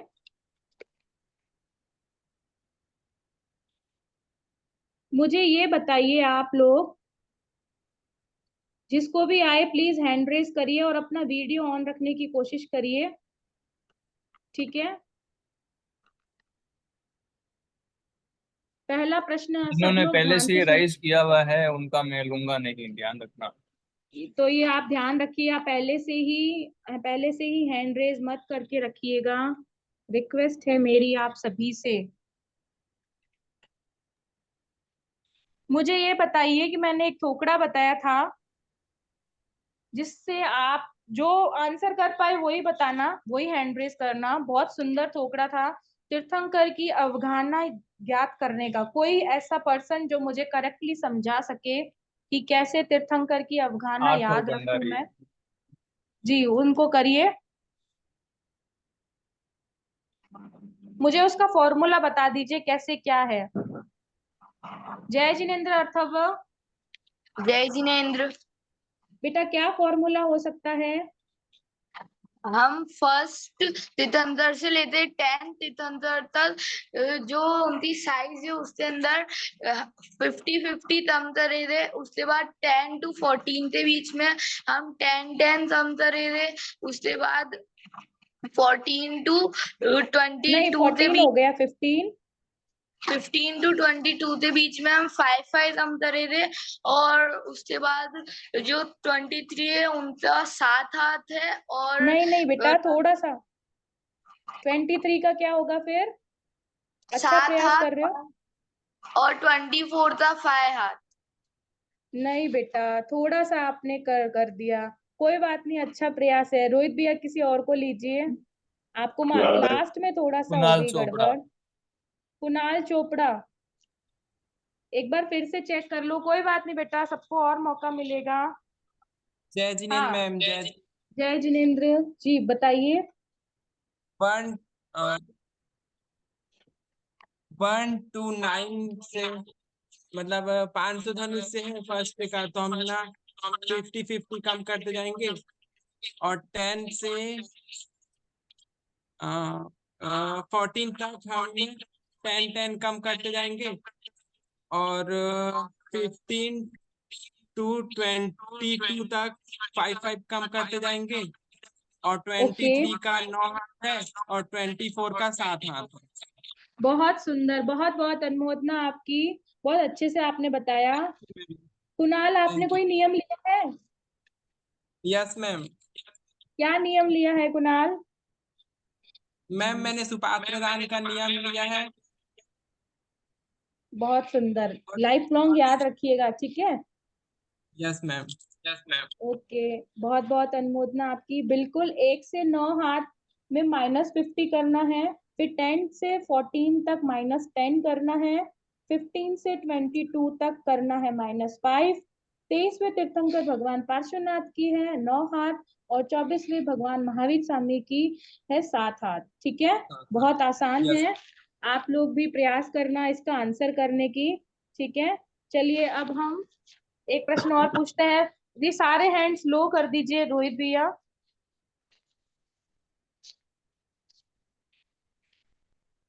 मैंने जानबूझकर बुरा काम किया, किसने किया? हैंड रेज करना है, रिपीटेशन नहीं हो रोहित भैया, देखना सबको मौका मिले। सुनीता ओस्तवाल। सुनीता ओस्तवाल, सुनीता जी, जय जिनेन्द्र। नागश्री ब्राह्मणी ने। किसने? नागश्री ब्राह्मणी। क्या किया था उन्होंने सुनीता जी, एक बार फिर से बताना चाहेंगी? उन्होंने जो घटवा आहार बनाया था वो साधु महाराज को बहरा दिया था गोचरी में। बिल्कुल सही, बहुत सुंदर, अच्छा आंसर किया आपने सुनीता जी ओस्तवाल जी। चलिए अब मुझे कोई ये बताएगा कि मेरी परदादी मोक्ष गई, मेरे दादा तीर्थंकर, ये अभिमान किसने किया? Hand raise only. Chhaya. Chhaya, जल्दी से बताओ। हेलो। हाँ जल्दी से बताइए। मरीचि ने। मरीचि ने, कौन थे मरीचि? मरीचि महावीर स्वामी भगवान का ही पहले का बहू है, जी 3rd नंबर का। बिल्कुल सही। चलिए सब लोग लोअर हैंड कर दीजिए। अब सिर्फ और सिर्फ बच्चों से मैं पूछना चाहूंगी, कपड़े दिख रहे हैं ठीक मेरे को। बच्चों से मैं पूछना चाहूंगी, ठीक है, किसने किसको गलत समझा? सिर्फ हैंड रेज बच्चे ही करें, किसने किसको गलत समझा। मैं चाहती हूँ कि आप जो पिछली क्लासेस में कितना ध्यान से समझ रहे हो। रोहित भैया फटाफट से एक नाम लीजिए। जेनिल लोढ़ा। जैनिल लोढ़ा, जैनिल, जल्दी से सही आंसर करिए। केकड़े ने समुद्र को गलत समझा था। क्या गलत समझा था? मतलब केकड़ा जो पीछे पैटर्न बना रहा था वो देख के वो समुद्र ने उसे मिटा दिए, तो केकड़ा बहुत गुस्सा हुआ। फिर समुद्र ने बताया मैंने तेरी अच्छाई के लिए ही ये मिटाए हैं, क्योंकि पीछे से मछुआरे आ रहे थे तो वो उसको पकड़ लेते हैं। बहुत सुंदर जैनिल, आप पूरी क्लास बहुत अच्छे से सुन रहे हैं।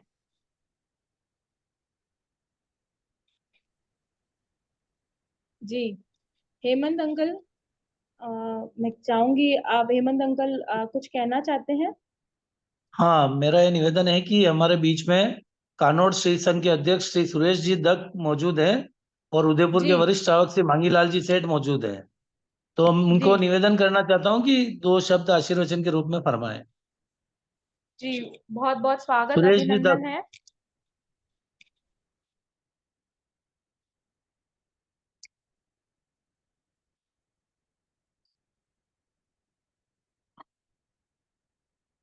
अपने आप को अनम्यूट करें। हाँ हो गया अनम्यूट। हाँ सर। बोलिए दत्त साहब। हाँ जय जिनेन्द्र साहब। जय बहुत जिनेन्द्र, अच्छी बोलिए। लगी ये क्लास, बहुत अच्छी लगी। अच्छी नॉलेज के लिए सभी को इसका समय निकाल करके क्लास अटेंड करनी चाहिए। मैंने भी पहली बार अटेंड की है, और मेरी दोहिती भी आई हुई थी, उससे भी मैंने अटेंड करी। वो मेरे से भी ज्यादा नॉलेज ले रही है इस मामले में। तो इससे क्या बच्चों में अच्छे संस्कार आएंगे, भविष्य के लिए अपना जैन धर्म अच्छा रहेगा। सादर जय जिनेन्द्र सभी को। बहुत बहुत धन्यवाद। मांगीलाल जी सेठ साहब। कौन है? अनम्यूट करो। मांगीलाल जी सेठ।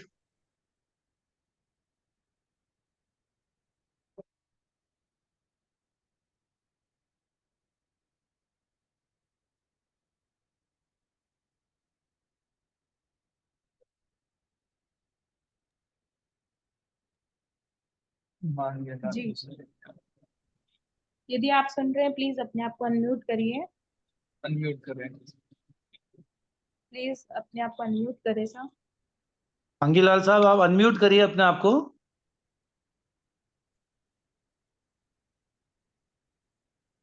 आप म्यूट हैं। अभी आप म्यूट पे हैं। अभी जी, अब जय हेलो। जिनेंद्र साहब। जय जिनेंद्र साहब, मैं तो कुछ भी नहीं जानता हूँ और मैं क्या आशीर्वाद देने के लायक भी नहीं हूँ, फिर भी बच्चों को आशीर्वचन प्रदान करो ना आप अपनी ओर से। अरे साहब सब खुश रहें और तो क्या है, और क्या कह नहीं सकता हूँ मैं तो। ये कैसा लगा आपको शिविर, कैसा क्या है, थोड़ा सा आप 2 शब्द फरमाएं। अरे साहब मैं तो खुद सीखने के लिए कि भाई कुछ सीखेंगे, और इसमें बहुत कुछ सीखने का है, इसमें तो कोई दो राय नहीं है। और आपकी उपस्थिति है तो आप भी सब ध्यान रख रहे हैं, और क्या चाहिए वो। जी, बाकी बहुत तो बहुत धन्यवाद आपका। हाँ, जय जिनेंद्र साहब। तो हम जय जिनेंद्र साहब, हमने पहली नरक रतन प्रभा जो काले वर्ण की होती है, भयानक, उसमें कह सकते हो पूरा अंधकार में होती है। दूसरी है शर्करा, हमने इसके बारे में अभी नाम पढ़ा। तीसरी है बालुका प्रभा, चौथी है पंख प्रभा, पांचवी है धूम प्रभा, छठी है तम प्रभा, और सातवीं तमह तमह प्रभा, जिसमें महा भयंकर अंधकार व्याप्त होता है। ठीक है, ये हमने 7 फॉर्मेट में पढ़े थे। मैं एक बार सबसे रिक्वेस्ट करना चाहूंगी कि मैं क्वेश्चन नहीं रिपीट कर सकती हूँ, मैं क्षमा प्रार्थी हूँ, क्योंकि ये क्विक राउंड था, आपको अलर्ट रहना था। मैंने 5 बार, आज से 4 से 5 बार आंसर भी शेयर किए। ठीक है, कोई बात नहीं, हम और प्रतियोगिताएं होंगी। तो ये जीवन में ना इस चीज को अपने आप में लीजिए, आज नहीं तो कल, कल नहीं तो फिर कभी। ठीक है, समझ आया? तो जो कल के आंसर हैं, जो कल के विनर है उनको बताना चाहूंगी। प्रियंका जैन, ध्रुवी भंडारी खिड़किया से, मुस्कान पितलिया, विभा दसानी, माही जैन और गौरव दसानी। ये 6 हैं, बेस्ट 6 हैं, हमने इसको सिलेक्ट किया है। बाकी सब ने भी अच्छा प्रयास किया है, कहीं कहीं एक जगह गलत रह गई है, कोई दिक्कत नहीं, आप फिर से पुनः प्रयास करिएगा और प्रयास करते रहिए। और बहुत अच्छा लोगों ने नॉलेज में लिया, सही आंसर मैं पहले ही भेज चुकी हूँ। अच्छा रोहित भैया, जल्दी से अगर कोई इनमें से दिख रहा है तो आप उनको करिए प्रियंका जैन अनम्यूट। तो 1 2 3 4 प्रियंका जैन 3 बहुत है। सारे हैं भाई, जो जीते हैं वो प्लीज अपना हैंड रेज कर दीजिए ना।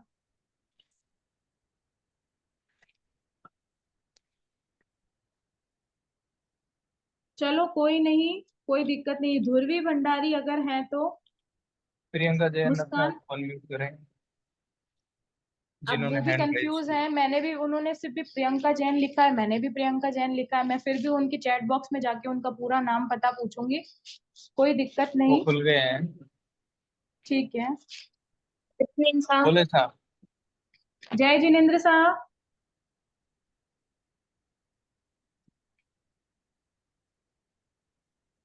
ध्रुवी भंडारी खिड़किया, मुस्कान पितलिया, विभा दसानी, माही जैन, गौरव दसानी। यदि कोई है तो पूर्वी हैंड रेज भंडारी नहीं करिए। है। मुस्कान पितलिया, कौन है? मुस्कान पितलिया, मुस्कान पितलिया है। मुस्कान पितलिया, उनको अनम्यूट करिए साहब। जय जिनेंद्र साहब, मुस्कान जी अपने आप को अनम्यूट करिए साहब। जय जिनेंद्र। आपने बहुत अच्छे आंसर किए, बहुत बहुत बधाई हो आपको। बहुत बहुत धन्यवाद। जी, आप पूरी क्लास अटेंड कर रहे हैं सभी? जी यस। कोई नियम आपने भी लिया है? अभी तक तो नहीं, अभी सोचा नहीं है, अभी सोचेंगे। सोचना, ये बहुत ऑनेस्टी से आपने आंसर किया, जीप निकालने की जरूरत नहीं है, बहुत सही है। किसी के दबाव में आके, किसी के प्रेशर में नहीं लेना है, अपने को अपनी सोच बुद्धि से ये एक्टिविटी पूर्ण करनी है। होता है तो करेंगे, नहीं होता है कोई बात नहीं, हमारे वापस फिर कभी पुण्योदय आएंगे तो मैं करूंगी, लेकिन अभी आप अपने पुण्यों को जगाना चाहते हैं तो एक नियम अवश्य करिएगा। ये 5 डेज ऑनलाइन शिविर की तरफ से हमारे लिए गिफ्ट होगा, ठीक है। क्वेश्चन आगे पीछे है, कोई दिक्कत नहीं है, आप मुझे तो 15 आंसर उस तंबोला टिकट में लिख के भेज दीजिए, ठीक है। नेक्स्ट है विभा जी अगर है, या माही जैन और गौरव दस्तानी अगर कोई है तो। विभा जी दसानी अपने विभा आप को जी unmute दस्तानी करें। यार प्लीज अपने आप को अनम्यूट करिए, काफी ज्ञान जय जी जिनेंद्र। जय जिनेंद्र। हाँ बहुत कल बहुत बधाई हो, आपने बहुत अच्छे आपने प्रयास किया। आप बहुत ही अच्छे तरह से करा रहे हो, तो इसलिए रुचि बहुत बढ़ रही है। जी बिल्कुल। 4 दिन पूरे अटेंड करे हैं। अच्छा चलिए, बहुत फर्स्ट बार। बढ़िया, खुशी की बात है। Thank you. जी माही अगला जैन। कौन है? माही। माही जैन। माही जैन नहीं है। चलिए गौरव दसानी। गौरव दसानी भी नहीं है। कोई बात नहीं, चलिए अब मैं सिर्फ ये बच्चों के लिए है, ये प्रश्न है, ध्यान से सुनिएगा कि मैंने नरक गति में जाने के 4 प्रमुख कारण बताए हैं, लिखने नहीं है, मुझे उसको एक्सप्लेन करवाना है। जो बच्चा अच्छे से एक्सप्लेन कर सके सिर्फ वही हैंड रेज करें। खुशी जैन।